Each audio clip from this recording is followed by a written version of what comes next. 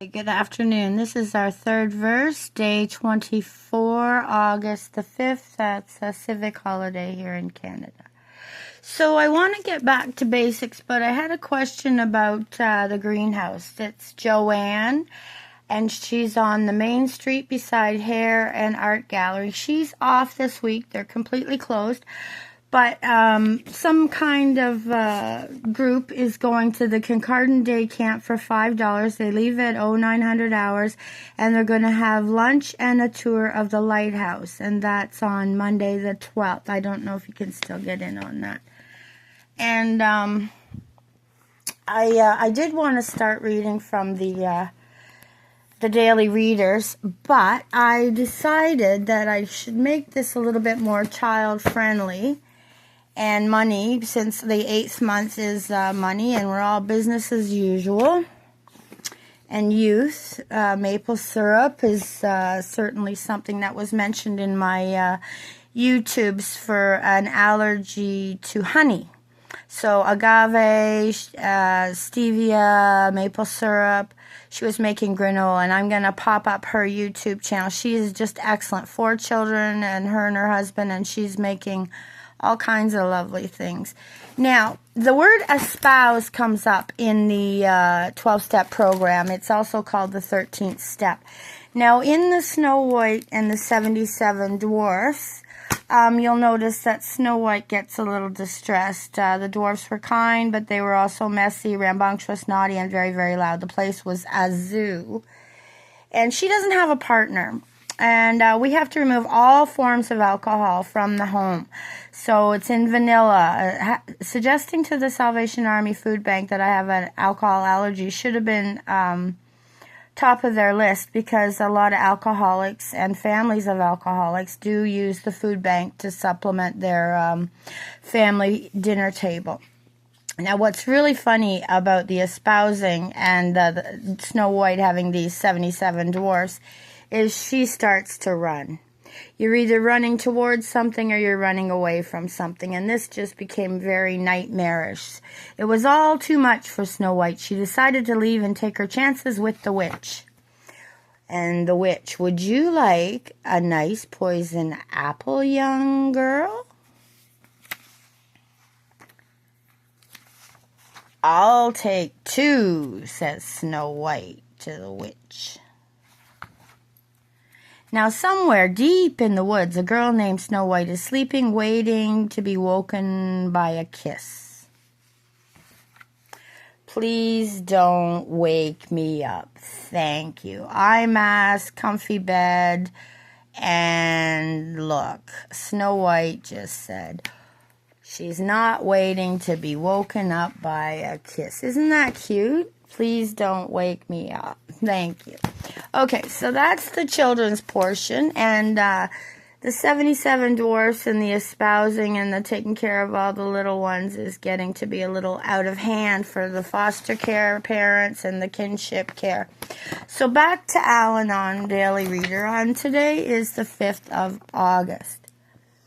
What we get from our association with Al-Anon depends pretty much on what we put into it. Certainly the Al-Anon program can help me rid myself of despairs and frustrations, but the main effort of listening, observing, concentrating must be mine. Al-Anon points the way, but we must take the road. Al-Anon provides the tools, but we must use them. Today's reminder: if I apply myself to the Al-Anon program, do some reading from the Al-Anon book every day regarding my meetings and on the road along the way, I can help others to work out their problems and so gain further help from my willingness to share what I'm getting from Al-Anon. I want to be constantly aware of my role as a member of this fellowship, consciously experience the comforting interchange this membership makes possible.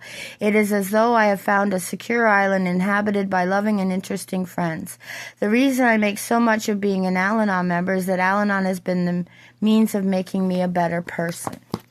And from Courage to Change, I'll try and read quickly here. We're running into the 5-minute mark.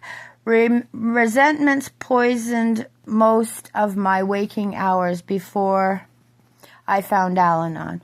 I couldn't keep a fire under the resentment for days or years by constantly justifying why I felt the way I did. Today, although it is important to notice my feelings, I don't have to continually rehearse and re-rehearse my grievances. It's not necessary to keep reviewing how I've been hurt, to assign blame, or to determine damages. Ultimately, I may not resolve everything with the person in question, though that might be pleasant if it came to pass. I just want to be rid of the resentments because it prevents me from experiencing joy. I try to shift my energy to where it will do some good. I apply steps 6 and 7 because to me the way to let go of resentment is to turn to my higher power. I want to become entirely ready to have my higher power lifted, and I humbly ask for help. Now from George Jean Nathan, today's reminder. If I'm holding a resentment, I can simply ask for relief, for peace of mind in the present moment. I will remind myself that this relief will come in God's time. Then I can grow quiet, be patient, and wait. No man can think clearly when his fists are clenched. And from the Al-Anon side of the daily reflections, I'll quickly go over today's reading, which is listening deeply. How persistently we claimed the right to decide all by ourselves just what we shall think and how we shall act. If I accept upon the advice of those who have made the program work for themselves, I have a chance to outgrow the limits of the past. Some problems will shrink to nothingness, while others may require patience, well thought out action. Listening deeply when others share can develop intuition in handling problems which arise unexpectedly. Attending a meeting or calling a fellow AA member will usually reduce tension enough to bring relief to a desperate sufferer like me. Sharing problems at meetings with other alcoholics to whom I relate or privately with my sponsor can change aspects of the positions in which I find myself. Character defects are identified, and I begin when I put my faith in the spiritual power of the program, when I trust others to teach me what I need to do or have a better life, I find that I can trust myself to do what is necessary. And I try and keep these under the 10-minute mark. So there's the money. Money basics. Let's get these children some kind of concepts about the relationship to money, going to school, travel, arrangements, all kinds of questions in the heads of these young people. Tips on job interviews. This is, I think, a high school textbook. Money and Youth, put out by Power Corp of Canada, Investors Group. The year is probably listed there for you.